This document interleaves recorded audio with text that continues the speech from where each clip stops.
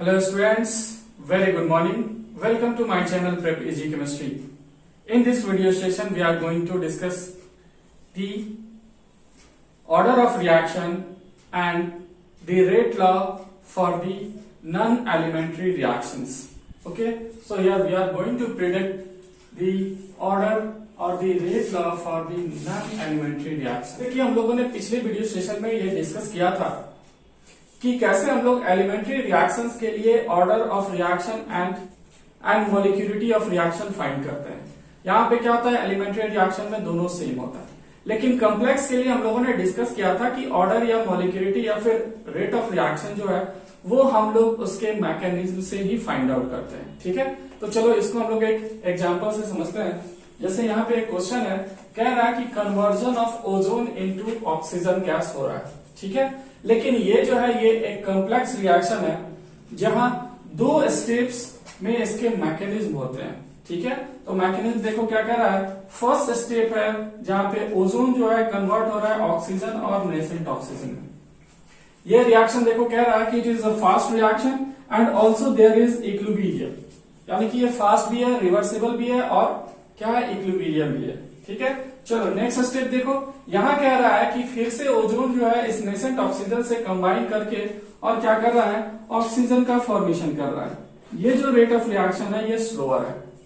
ठीक है, तो अब कह रहा है कि पहले आप क्या करो, रेट लॉ फाइंड करो और फिर क्या करो, इसके लिए ऑर्डर और मॉलिक्यूलिटी फाइंड करो। ठीक है, तो चलो तो याद करो प्रीवियस वीडियो लेक्चर का डिस्कशन क्या था कि जब भी कॉम्प्लेक्स रिएक्शन आएगा तो हम लोग सबसे पहले वो स्टेप सेलेक्ट करेंगे जो क्या हो, हमारा स्लोएस्ट स्टेप हो, वही हमारा रेट डिटरमाइनिंग स्टेप होगा, क्योंकि ओवरऑल रिएक्शन का जो रिएक्शन रेट होगा वो डिपेंड करेगा किस पे, तो स्लोएस्ट स्टेप पे। यानी कि इस दोनों स्टेप में जो हमारा स्लोएस्ट स्टेप है, step 2, where the ozone combines with the nascent oxygen and form oxygen gas, तो ये हमारा क्या है, slowest step है। And so the rate of the reaction, the rate of the overall reaction depends on this step। तो ये हमारा क्या हो गया, it is a rate determining step। और जब ये हमारा rate determining step है तो हम लोग डायरेक्टली क्या करेंगे, इस एलिमेंट्री प्रोसेस से रेट लॉ लिखेंगे। Rate equals to rate constant K, मान लो कि कांस्टेंट के है, rate constant into concentration of O3 into concentration of nascent oxygen. ठीक है, तो अब हमें ये एक रेट एक्सप्रेशन मिल गया। अब इसको कंपेयर करो जो हमारा एक्चुअल इक्वेशन है। तो एक्चुअल इक्वेशन में आप देखोगे ध्यान से, तो कंपेयर करने पे देखो क्या है, ओजोन अवेलेबल है और दूसरा क्या है, तो नेसेंट ऑक्सीजन, और इस इक्वेशन में नेसेंट ऑक्सीजन अवेलेबल नहीं है। तो फिर क्या करना होगा, इस ऑक्सीजन के लिए हमें एक दूसरा एक्सप्रेशन फाइंड करना होगा और इसको रिप्लेस करना होगा, क्योंकि हमेशा आपको यह चीज ध्यान रखना है कि जब भी हमारा फाइनल ऑर्डर ऑफ रिएक्शन आए, ओवरऑल ऑर्डर ऑफ रिएक्शन आए, तो उसमें इंटरमीडिएट्स के टर्म्स नहीं होने चाहिए। जैसे ये इंटरमीडिएट ओजोन बन रहा है वो नहीं होना चाहिए, जैसे यहाँ पे इंटरमीडिएट नेसेंट ऑक्सीजन बन रहा है ये यहाँ पे अवेलेबल नहीं होना चाहिए। तो अब हम लोग दूसरा इक्वेशन देखें, तो दूसरा इक्वेशन देखो क्या कह रहा है, ये कह रहा है कि O3 जो है ये रिवर्सिबल रिएक्शन में जा रहा है और O2 का फॉर्मेशन कर रहा है और साथ में नेसेंट ऑक्सीजन आ रहा है। तो ये चूंकि हमारा क्या है, इक्विलिब्रियम पे एस्टेब्लिश्ड है, तो हम लोग क्या जानते हैं, इक्विलिब्रियम कांस्टेंट के क्या होता है, तो ये होता है concentration of the product upon the concentration of the reactant. अब ध्यान से आप देखो तो यहां पे हमें क्या मिल गया, concentration of the nascent oxygen. हम लोग क्या करेंगे, इसको यहां से प्रिडिक्ट कर लेंगे। तो प्रिडिक्ट करो तो ये क्या हो जाएगा, इधर आके मल्टीप्लाई हो जाएगा और ये मल्टीप्लीकेशन में है तो डिवाइड हो जाएगा। तो फिर हम लोग क्या लिखेंगे, नेसेंट ऑक्सीजन के लिए कांस्टेंट के, equilibrium constant into concentration of ozone upon the concentration of O2। तो ये हमें इस इक्विलिब्रियम इक्वेशन से मिला। इक्विलिब्रियम कांस्टेंट तो कांस्टेंट ही होता है अब यहाँ से नेसेंट ऑक्सीजन का वैल्यू जो है यहाँ पे पुट करेंगे। तो हम लोग इस ए इक्वेशन में इसको मान लो कि ए है, इसमें हम लोग क्या करेंगे, नेसेंट ऑक्सीजन का वैल्यू पुट कर देंगे। तो देखो क्या होगा, रेट इक्वल्स टू कांस्टेंट के इंटू O3 इंटू, अब यहाँ पे इन पूरे वैल्यू को नेसेंट ऑक्सीजन की जगह पे इसको रखेंगे तो क्या देगा, के equilibrium into O3 upon concentration of O2। अब ध्यान से देखो, तो ये हमारा कांस्टेंट, ये भी हमारा कांस्टेंट, तो दोनों को मल्टीप्लाई करेंगे तो क्या होगा, दोनों से एक नया कांस्टेंट मिलेगा। तो हम लोग मान ले रहे हैं कि अब नया कांस्टेंट हमारा K डैश है। और यहां से क्या गया, तो देखो O3 और O3 पावर वन तो क्या हो जाएगा स्क्वायर, तो O3 स्क्वायर। अब देखो ये क्या है, ये डिनोमिनेटर पार्ट में है तो ऊपर जाएगा तो क्या हो जाएगा, नोमिनेटर हो जाएगा, यानी O2 टू द पावर -1। तो ये हमारा फाइनल इक्वेशन आ गया, जहां पे कंडीशन क्या है, तो यहाँ पे देखो क्या है, K dash equals to constant K into K equilibrium, यानी दो कांस्टेंट का ये प्रोडक्ट है। अब यहाँ ध्यान से देखो, तो जो रेट एक्सप्रेशन आया वो क्या आया, तो rate equals to K dash into O3 to the power 2 into O2 to the power -1, ये हमारा रेट एक्सप्रेशन आ गया। अब यहां से ऑर्डर प्रिडिक्ट करो, तो ध्यान से देखो ऑर्डर क्या हो रहा है, विथ रेस्पेक्ट टू ओजोन। देखो O3 का पावर क्या है, रेट एक्सप्रेशन में 2 है, तो with respect to O3 order of reaction क्या हो जाएगा, ऑर्डर इज 2। अब देखो ऑक्सीजन के रेस्पेक्ट में पावर -1, तो with respect to O2 order क्या हो जाएगा, ये हो जाएगा हमारा -1। अब यहां से ध्यान से देखो, तो अब क्या है, ओवरऑल ऑर्डर, तो ओवरऑल ऑर्डर क्या हो जाएगा, तो दोनों का सम कर दो, तो दोनों का सम करोगे तो क्या हो जाएगा 2 - 1, यानी कि ये दे देगा 1। तो ओवरऑल ऑर्डर क्या आ गया, 1 आ गया। अब देखो यहाँ पे जो हमारा पहला है, यहाँ पे 2 से मल्टीप्लाइड है कोफिशिएंट, तो कोफिशिएंट से ओवरऑल ऑर्डर डिफरेंट आ रहा है। नेक्स्ट देखो, रेट एक्सप्रेशन में इंटरमीडिएट टर्म्स भी नहीं है, यहाँ O3 भी अवेलेबल है, O2 भी अवेलेबल है, यहाँ पे हमारा O3 भी है और O2 भी है।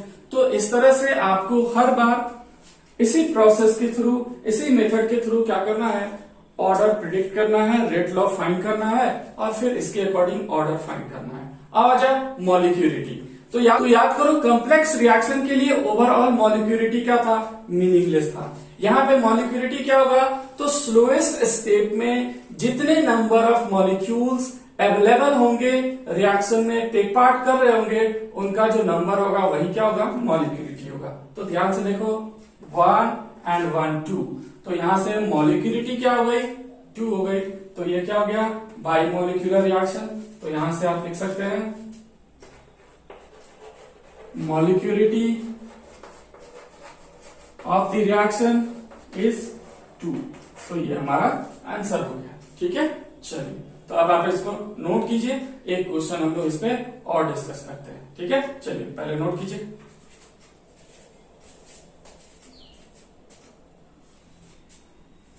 तो अब हम लोग नेक्स्ट क्वेश्चन देखते हैं। यहाँ पे कह रहा है कि एक रिएक्शन है जिसमें क्या हो रहा है कि क्लोरीनेशन हो रहा है क्लोरोफॉर्म का, और ये कार्बन टेट्राक्लोराइड में कन्वर्ट हो रहा है और HCl रिमूव हो रहा है, ठीक है। अब यहाँ देखो इसके लिए मैकेनिज्म दिया हुआ है, यानी स्टेप दिया हुआ है। स्टेप 1 में क्या हो रहा है, क्लोरीन जो है ये क्लोरीन फ्री रेडिकल में कन्वर्ट हो रहा है। फिर स्टेप 3 में देख रहे हैं कि ये क्लोरीन फ्री रेडिकल जो है ये क्लोरोफॉर्म से रिएक्ट कर रहा है और फिर कार्बन फ्री रेडिकल का फॉर्मेशन कर रहा है, और फिर ये कार्बन फ्री रेडिकल जो है क्लोरीन फ्री रेडिकल से रिएक्ट करके कार्बन टेट्राक्लोराइड का फॉर्मेशन कर रहा है। तो इस पूरे रिएक्शन में देखो तो हमारा स्टेप 1 जो है ये फास्ट है और साथ साथ इसमें इक्विलिब्रियम भी अचीव है, यानी कि ये इक्विलिब्रियम कंडीशन है। स्टेप 2 जो है ये हमारा स्लो स्टेप है, और फिर स्टेप 3 जो है ये हमारा फास्ट है। तो अब याद करो फिर से कि हमारा जो रेट डिटरमाइनिंग स्टेप है वो कौन सा होगा, तो rate determining step is slowest step. तो यहां से हम लोग सॉल्यूशन देखें तो यहाँ पे हम लोग सबसे पहले क्या करेंगे, रेट डिटरमाइनिंग स्टेप देखेंगे, और ये कौन सा है, तो स्टेप 2 है। अब स्टेप 2 के लिए हम लोग क्या करेंगे, तो अब हम लोग इसके लिए प्रिडिक्ट करेंगे रेट एक्सप्रेशन, रेट लॉ को, तो रेट लॉ क्या कहता है, rate equals to rate constant K. अब देखो यहाँ पे कांस्टेंट का वैल्यू K2 है, तो लिख दो K2 into concentration of the reactants. तो देखो रिएक्टेंट में क्या है, क्लोरोफॉर्म CCl CHCl3 और फिर क्या है, तो यहाँ पे क्लोरीन फ्री रेडिकल अवेलेबल है। तो ये हमारा हो गया रेट एक्सप्रेशन। अब हम लोग इसको ओवरऑल रिएक्शन से, यानी कि हमारे रिएक्शन से इसको हम लोग कंपेयर करें, तो देखो यहाँ पे क्लोरोफॉर्म है, यहाँ भी अवेलेबल है, लेकिन इस इक्वेशन में क्लोरीन फ्री रेडिकल अवेलेबल नहीं है। इसका मतलब क्या हुआ, हम लोगों को क्लोरीन फ्री रेडिकल को यहाँ से रिमूव करना होगा, और इसके लिए हम लोग क्या करेंगे, तो अब हम लोग इस फर्स्ट इक्वेशन रिएक्शन रेट से तो हम लोग रेट फाइंड नहीं कर सकते हैं, तो फिर हम लोग आएंगे फास्ट एंड इक्विलिब्रियम, यानी कि यहाँ पे क्या है, rate of forward reaction equals to rate of backward. तो यहां से हम लोग देखें तो for first step, for step 1 rate of forward reaction equals to rate of backward reaction. तो यहां से हम लोग रिलेशन देखें तो ये क्या देगा, तो ये देगा रेट ऑफ फॉरवर्ड यानी कि कांस्टेंट K1 इंटू Cl2, और फिर क्या देगा, तो यहां से कांस्टेंट K1 डैश और कंसंट्रेशन ऑफ द प्रोडक्ट। तो यहां पे देखो chlorine free radical to the power 2 है, क्योंकि यहाँ पे इसका कोफिशिएंट 2 है, तो ये हमें मिल गया। अब यहां से हम लोग क्या कर सकते हैं, इसका वैल्यू फाइंड कर सकते हैं। तो इसका वैल्यू हम लोग फाइंड करें तो देखो क्या देगा है, क्लोरीन फ्री रेडिकल का स्क्वायर इक्वल्स टू हो जा रहा है K1 upon K1 dash into chlorine free radical into concentration of chlorine. अब इस स्क्वायर को इधर ले जाओगे तो स्क्वायर रूट हो जाएगा, तो क्लोरीन फ्री रेडिकल का कंसंट्रेशन क्या हो गया, तो ये हो गया under root K1 upon K1 dash into under root concentration of Cl2। अब हम लोग इस क्लोरीन फ्री रेडिकल का जो वैल्यू है, हमारा जो फर्स्ट इक्वेशन आया था, इसको इक्वेशन 1 है, तो यहाँ पे हम लोग क्या करेंगे, पुट करेंगे। तो यहाँ पे हम लोग उसका वैल्यू रखें तो देखो हमारा क्या दे रहा है, rate equals to constant K2 into CHCl3। अब इसके जगह पे हम लोग ये वैल्यू रखेंगे तो ये क्या देगा, तो ये देगा K1 upon K1 dash to the power 1/2 into concentration of Cl2 to the power 1/2। अब देखो ये भी कांस्टेंट, ये भी कांस्टेंट, तो इन सारे कांस्टेंट की जगह पे हम लोग एक कांस्टेंट ले रहे हैं, तो इनकी जगह पे हमारा एक कांस्टेंट K हो जाएगा, और यहाँ पे K का जो वैल्यू है वो क्या हो जाएगा, तो K equals to K2 into K1 upon K1 dash to the power 1/2। तो ये सारे कांस्टेंट जो है ये एक कांस्टेंट वैल्यू दे देंगे K into concentration of chloroform into concentration of chlorine to the power 1/2। तो ये हमारा क्या हो गया, रेट एक्सप्रेशन। तो ये हमारा फाइनल रेट एक्सप्रेशन है। अब यहां से हम लोग ऑर्डर फाइंड करें तो देखो order with respect to chloroform power 1 है, तो हमारा ऑर्डर क्या हो जाएगा, ऑर्डर इक्वल्स टू 1 कब, विथ रिस्पेक्ट टू हमारा क्या होगा, क्लोरोफॉर्म CHCl3। अब आजा विथ रेस्पेक्ट टू Cl2, तो Cl2 का पावर क्या है, 1/2 है, तो अब हमारा ऑर्डर क्या हो जाएगा, ऑर्डर इज हाफ फॉर और विथ रेस्पेक्ट टू Cl2, और ओवरऑल, तो ओवरऑल में हम लोग क्या करेंगे, दोनों को ऐड कर देंगे, तो हमारा ओवरऑल ऑर्डर क्या हो जाएगा, ओवरऑल ऑर्डर दोनों को ऐड करो तो 1 प्लस 1/2 दैट इज 1.5 और 1:1/2। तो ये हमारा हो गया overall order for the reaction, और सिंपली 3/2। ठीक है, अब यहां से हम लोग आए तो मॉलिक्यूलिटी, तो फिर से वही कॉन्सेप्ट है, मॉलिक्यूलिटी जो है ओवरऑल रिएक्शन के लिए मीनिंगलेस है। हम लोग मॉलिक्यूलिटी उस स्टेप के लिए फाइंड करेंगे जो क्या है, स्लोएस्ट है, रेट डिटरमाइनिंग है। तो यहाँ देखें हम लोग 1 और 1 2, क्योंकि यही हमारा स्लोएस्ट स्टेप है और यही हमारा रेट डिटरमाइनिंग स्टेप है, तो इसके अकॉर्डिंग मॉलिक्यूलिटी क्या हो जाएगा, 1 + 1 यानी कि 2। तो इस रिएक्शन के लिए मॉलिक्यूलिटी क्या मिलेगा, ये हो जाएगा 2। तो इस तरह से हम लोग क्या करते हैं, किसी भी कॉम्प्लेक्स रिएक्शन के लिए rate expression, order of reaction and molecularity ऐसे ही फाइंड करते हैं। ठीक है, चलिए अब इसको नोट कर लीजिए, तो फिर हम लोग नेक्स्ट टॉपिक डिस्कस करते हैं।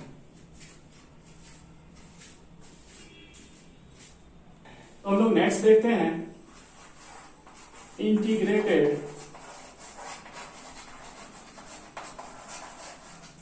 Rate law.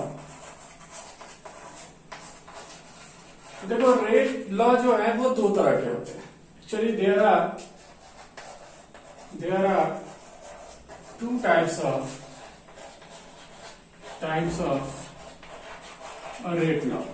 तो रेट लॉ जो है ये हमारा दो तरह का होता है, जिसमें हमारा सबसे पहला नंबर आता है, the first one is differential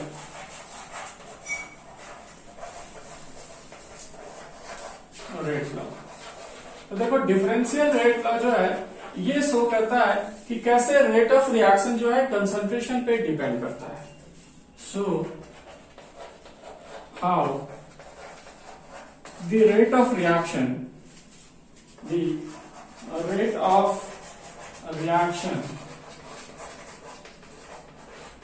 depends on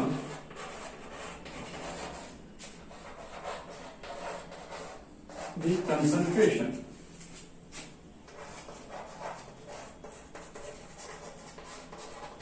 यानी कि कंसंट्रेशन चेंज होगा, रेट ऑफ रिएक्शन उसके अकॉर्डिंग चेंज होगा। हम लोग दूसरा देखते हैं, द सेकेंड वन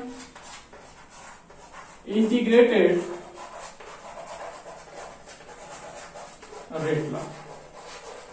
तो देखो इंटीग्रेटेड रेट लॉ जो है ये शो करता है, so how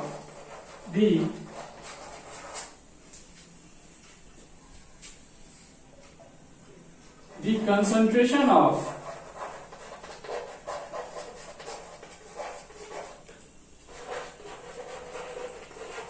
reactant or product depends on time. तो अब यहां पे क्या है कि कंसंट्रेशन जो है ये टाइम के साथ कैसे वैरी करता है, ये हमें इंटीग्रेटेड रेट लॉ से मिलता है। तो हम लोगों ने पीछे जो डिस्कशन किया है,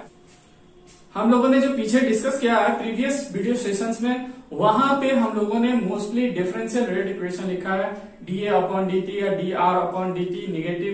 ये शो कर रहा है कि रिएक्टेंट का कंसंट्रेशन जो है डिक्रीजिंग ऑर्डर में जाता है। ठीक है, अब हम लोग देखेंगे कि कैसे हम लोग कंसंट्रेशन का वेरिएशन, कंसंट्रेशन चेंज कर रहा है और ये डिपेंड कर रहा है टेम्परेचर पे।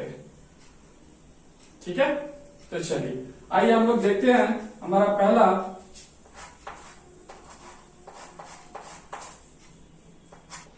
Zero order of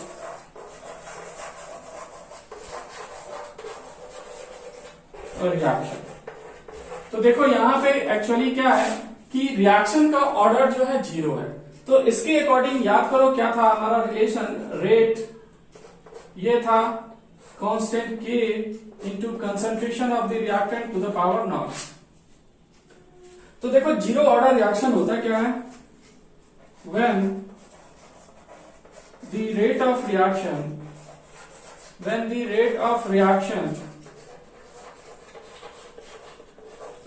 is independent from the concentration of a reactant is called zero order of reaction। तो अब यहां पे क्या हो गया, जीरो ऑर्डर ऑफ रिएक्शन। तो यहां पे क्या हो गया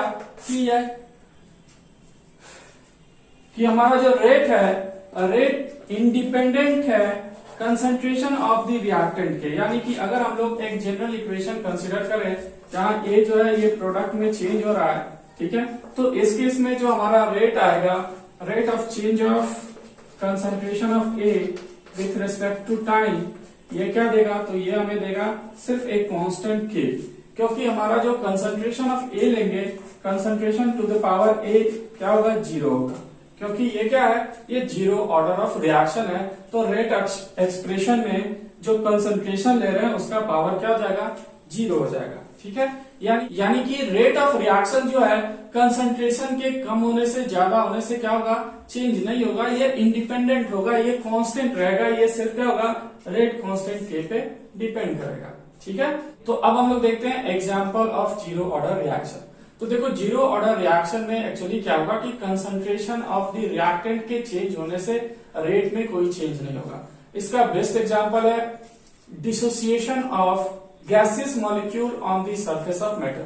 जैसे हम लोग देखें NH3 का मोलिब्डेनम के सरफेस पे या फिर टंगस्टन के सरफेस पे dissociation into nitrogen and hydrogen gas.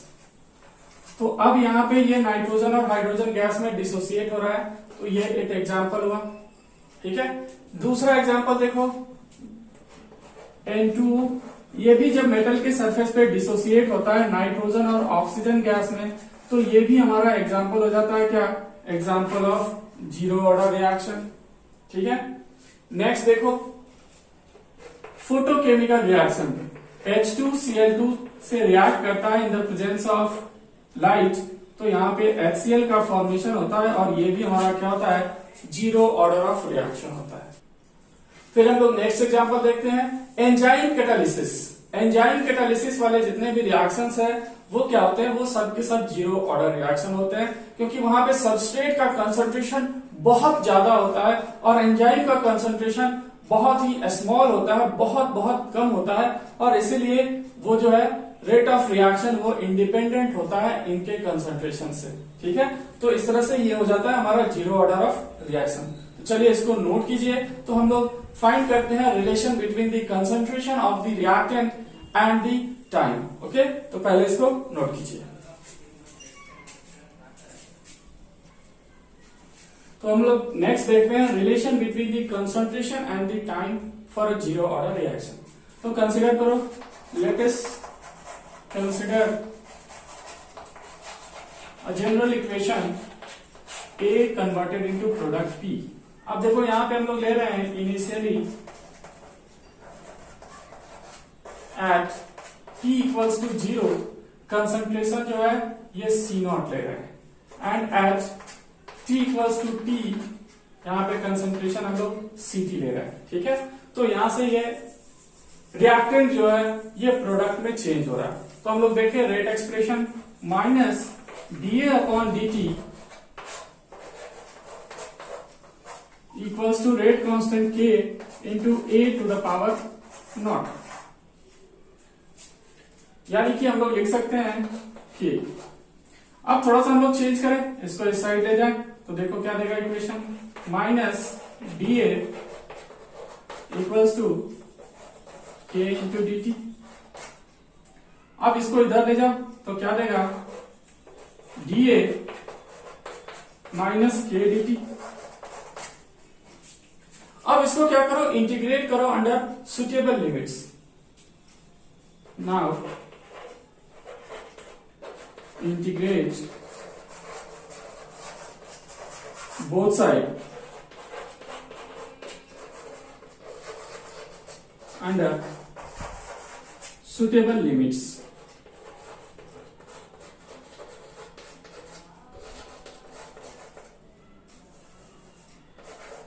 तो देखो यहां से जब हम लोग इंटीग्रेट करेंगे तो हमें क्या मिलेगा, dA इक्वल्स टू इधर क्या देगा, माइनस K dt। अब देखो लिमिट्स क्या है, तो यहां देखें जब हमारा इनिशियल टाइम 0 है तो कंसंट्रेशन क्या है, ये C0 है। जब टाइम t है तो यहाँ पे कंसंट्रेशन चेंज होकर के Ct हो रहा है। अब इसको हम लोग इंटीग्रेट करें तो देखो ये क्या देगा, ये देगा कंसंट्रेशन A और लिमिट क्या दे देगा, lower limit C0 upper limit Ct। यहां से क्या देगा, माइनस K और T की जगह पे क्या हो जाएगा, तो यहाँ पे T दे देगा और लोअर लिमिट 0 टू T दे देगा। अब यहां से हम लोग इक्वेशन लिखे तो ये क्या देगा, Ct minus C0 equals to minus K T minus 0 यानी कि टी। तो ये हमारा एक इंटीग्रेटेड इक्वेशन आया। तो इस इक्वेशन से देखो क्या दे रहा है, C T minus C naught equals to minus K T. अब इसको हम लोग इधर ले जाएं तो क्या देगा, C T C naught minus K T. तो ये हमारा एक एक्सप्रेशन आया। अब देखो यहां से कंसंट्रेशन जो है at a time given time T, ये कंसंट्रेशन हमारा इनिशियल है जब हम लोग रिएक्शन को स्टार्ट कर रहे हैं, और ये हमारा टाइम टी है। यानी टाइम के किसी भी वैल्यू के लिए हम लोग क्या कर सकते हैं, कंसंट्रेशन ऑफ द रिएक्टेंट को सीटी को कैलकुलेट कर सकते हैं। तो यहां से हम लोग देखें तो इसके लिए ग्राफ क्या देगा, ध्यान से देखो, y m x and c। तो ये हमारा स्ट्रेट लाइन ग्राफ दे रहा है, y equals to mx plus c। अब देखो m क्या है तो माइनस के है, c क्या है तो c नॉट है। तो हम लोग देखें यहां से, ये हमारा ct है और ये हमारा टाइम है। इसके साथ वेरिएशन देखो तो यहाँ पे हमारा क्या हो गया, इनिशियल टाइम c नॉट। अब ये यहां से डिक्रीजिंग ऑर्डर में जा रहा है, और सबका स्लोप क्या है तो ये है माइनस के, यानी कि ये हमारा क्या हो गया, स्लोप या फिर m। और ये किसके इक्वल होता है, tan ऑफ थीटा के। तो यहां से हम लोग tan थीटा से फाइंड कर लेंगे कि इसका स्लोप क्या है, ग्राफ का स्लोप या वैल्यू क्या है। ठीक है, चलो अब हम लोग थोड़ा सा इसमें चेंज करते हैं। अगर हमारा इक्वेशन a है और a से ये p में कन्वर्ट हो रहा है, अगर हम लोग इनिशियली a नॉट ले ले तो ये क्या होगा, 0 होगा। अब मान लो कि इसका कुछ कंसंट्रेशन चेंज हुआ प्रोडक्ट में, यानी कि a नॉट माइनस एक्स, तो ये क्या हो जाएगा, x हो जाएगा। अब इन वैल्यू को हम लोग इस इक्वेशन में पुट करते हैं। तो देखो यहां से क्या देगा, a नॉट माइनस एक्स, और यहां से क्या देगा, इक्वल्स टू a नॉट। अब देखो a नॉट के टाइम पे यानी कि इनिशियल कंसंट्रेशन c नॉट है, तो हमारा क्या हो जाएगा, a नॉट हो जाएगा, और माइनस क्या, minus k into time t के। अब यहां से देखो a नॉट से a नॉट कैंसिल हो गया, तो ये क्या दे देगा, minus X equals to minus K T, और यहां से हमें क्या दे देगा, x equals to k into T.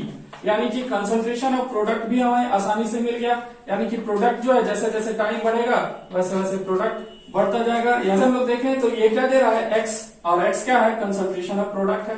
यानी कि टाइम इंक्रीज करेगा तो कंसंट्रेशन ऑफ प्रोडक्ट भी इंक्रीज करेगा। ठीक है, तो ये टाइम के साथ रिलेशन हो गया। चलो आप इसको नोट कर लो, फिर हम लोग आगे डिस्कस करते हैं इसके हाफ लाइफ के लिए। यहां से हम लोग डिस्कस कर रहे हैं जीरो ऑर्डर रिएक्शन। तो यहां हमें क्या मिला, differential equation minus D A upon D T, और ये क्या दे रहा है, इंटू के ए टू द पावर नॉट। तो ये हमारा क्या हो गया, डिफरेंशियल रेट एक्सप्रेशन। तो यहां से तो देखो ग्राफ कैसा दिखेगा, तो ये जो है माइनस, तो ये हमारा कंसंट्रेशन वर्सेस क्या दे रहा है, रेट। तो यहां से हम लोग देखें तो रेट और कंसंट्रेशन वर्सेस जो ग्राफ है, ये देखो ये क्या होगा, इंडिपेंडेंट फ्रॉम दी कंसंट्रेशन होगा। कंसंट्रेशन का वैल्यू इंक्रीज करे या डिक्रीज करे, ये हमेशा क्या होगा, तो रेट हमेशा कांस्टेंट रहेगा। ठीक है, हमारा दूसरा रिलेशन आया था C T equals to C naught minus K T, और इसके लिए हमारा ग्राफ आया था, तो ये था हमारा टाइम वर्सेस कंसंट्रेशन ग्राफ। यहां से सी नॉट ले लो इंटरसेप्ट, और ये क्या हो रहा है, तो निगेटिव स्लोप के साथ नीचे आ रहा है। तो यहाँ पे हमारा स्लोप क्या है, माइनस के है, जो इक्वल होता है tan ऑफ थीटा के। ठीक है, और जब हम लोगों ने क्या किया था, प्रोडक्ट के टर्म में देखा था, तो प्रोडक्ट जो था वो हमारा रिलेटेड आया था x इक्वल्स टू के टी। तो इसके लिए हमारा ग्राफ क्या हो जाएगा, स्ट्रेट लाइन। यहाँ पे कंसंट्रेशन ऑफ प्रोडक्ट हो गया, और ये हो गया हमारा विथ रेस्पेक्ट टू टाइम। ठीक है, चलो अब हम लोग देखते हैं half life. Half life of reaction. तो देखो हाफ लाइफ, या फिर हम लोग इसको बोलते हैं हाफ लाइफ टाइम पीरियड। तो हाफ लाइफ टाइम पीरियड जो है, ये एक टाइम पीरियड है जिसमें क्या होता है, half of the reactant converted into product. तो यहां पे क्या गया, half of the reactant converted into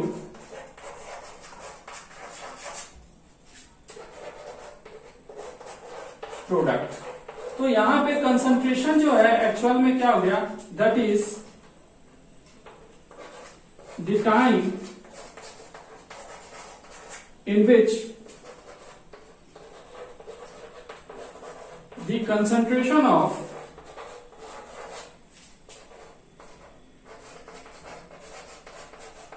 reactant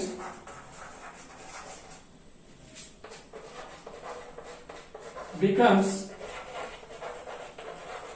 half of its initial value।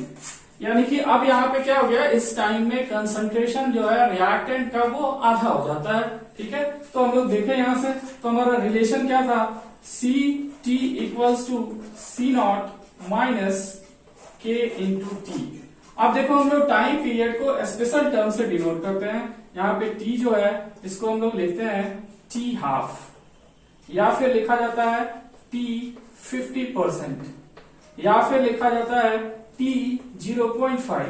तो इन सब का मतलब क्या है, half life of time period. ठीक है, तो देखो अब यहां से क्या गया, तो यहां से जब हम लोग टी क्या लेंगे, टी हाफ, तो हमारा कंसंट्रेशन सी टी जो है ये क्या हो जाएगा, सी नॉट अपॉन 2। तो यानी कि ये इसका हाफ हो गया।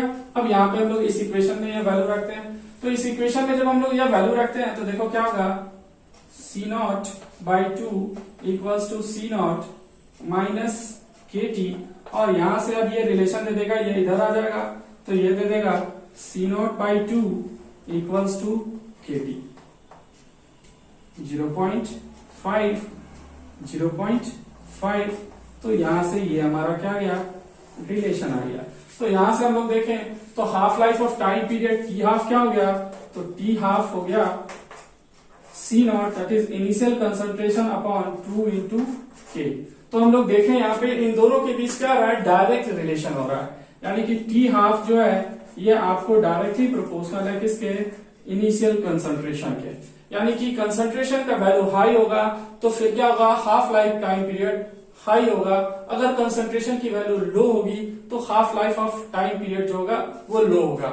यानी कहने का मतलब है कि अगर हमारे पास कोई जीरो ऑर्डर रिएक्शन प्रोसीड हो रहा है तो यहाँ पे हम लोग अगर इनिशियल कंसंट्रेशन क्या कर रहे हैं, एक्स ले रहे हैं, तो time half life time period T half है। अगर हम लोग 2x कर दे तो टाइम पीरियड भी क्या हो जाएगा, 2 टाइम्स बढ़ जाएगा, यानी कि डबल हो जाएगा। तो इस तरह से हम लोग इनके लिए ग्राफ देखें तो इनके लिए ग्राफ देखो, टी हाफ के लिए ग्राफ क्या हो जाएगा, तो यहाँ पे हो गया टी हाफ और वेरिएशन ऑफ कंसंट्रेशन हो गया, और यहां से देख सकते हो कि ये स्ट्रेट लाइन है, यानी कि ये इंक्रीजिंग ऑर्डर है। जैसे जैसे कंसंट्रेशन इंक्रीज होगा वैसे वैसे टाइम पीरियड टी हाफ की वैल्यू भी इंक्रीज होगी। तो ये हो जाता है graph for T half versus concentration. ठीक है, चलो इसको नोट करो, तो हम लोग इस पे अब कुछ क्वेश्चन डिस्कस करते हैं। ठीक है, नोट करो।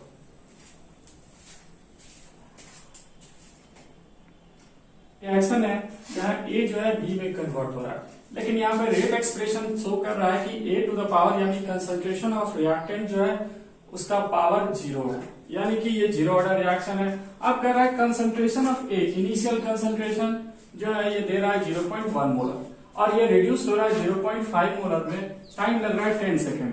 तब कह रहा है कि हम लोग को टाइम कैलकुलेट करना है जब कंसंट्रेशन जो है रिड्यूस टू 0.05 मोलर हो जाए। ठीक है, चलो देखो सोल्यूशन। तो यहाँ पे हमारे पास जो इक्वेशन है ए टू बी, यहाँ हम लोग देखें तो at T equals to 0 A का कंसंट्रेशन जो है वो 0.1 मोलर है, और at T equals to 10 second ये कन्वर्ट हो जा रहा है 0.05 मोलर में। तो हमें क्या करना है, यहां से कैलकुलेट करना है कि हमारा टाइम क्या होगा जब 0.025 मोलर कंसंट्रेशन हो जाए, तो यहाँ पे हमारा टाइम क्या होगा। ठीक है, तो हम लोग देखें फर्स्ट टू इक्वेशन से, तो क्या होता है relation, concentration at time T equals to initial concentration minus K into T. तो यहां से हम लोग सबसे पहले क्या करेंगे, सबसे पहले कांस्टेंट के फाइंड करेंगे। तो देखो इसका वैल्यू कितना है 0.05 और इसका वैल्यू कितना है 0.1 और ये माइनस के इंटू 10 है। तो यहां से हम लोग सॉल्व करेंगे तो के की जो वैल्यू आएगी ये आएगी 0.1 माइनस 0.05 बाई 10। तो ये हमारा क्या हो गया, k का वैल्यू। ठीक है, तो यहां से k दे दिया 0.05 बाई 10। अब हम लोग फिर से अप्लाई करें, क्या करना है, टाइम फाइंड करना है। तो at a time t concentration क्या है, 0.025 है। इनिशियल कंसंट्रेशन कितना है, 0.1 माइनस k की वैल्यू हमारा क्या आ गया, 0.05 बाई 10 इंटू टाइम t। अब यहां से t को फाइंड कर लो, तो ये क्या दे देगा, 0.1 minus 0.025 equals to 0.05 by 10 into T, और यहां से t हो जाएगा 0.075 इंटू 10 बाई 0.05। अब आप इसको सॉल्व करोगे तो आपका आंसर क्या जाएगा, 15 सेकेंड। तो ये हमारा टाइम मिल गया।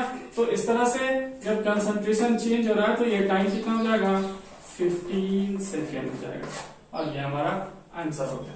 ठीक है, तो नेक्स्ट क्वेश्चन देखना है। यहाँ पे कह रहा है कि एक रिएक्टेंट ए है जो बी में कन्वर्ट हो रहा है। ठीक है, इसके लिए रेट ऑफ रिएक्शन जो है वो आपको रेट एक्सप्रेशन दिया हुआ है, और ये क्या दिया हुआ है, ये भी जीरो ऑर्डर के फॉर्म में दिया हुआ है।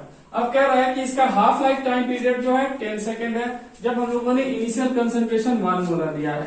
अब आपको फाइंड करना है कि जब इनिशियल कंसंट्रेशन 2 मोलर हो तो हाफ लाइफ टाइम पीरियड क्या होगा। तो रिलेशन याद करो क्या था, T half for a zero order reaction is initial concentration upon 2 into K. तो अब यहां से हम लोग देखें तो ये क्या हो जाएगा, T half directly proportional to initial concentration.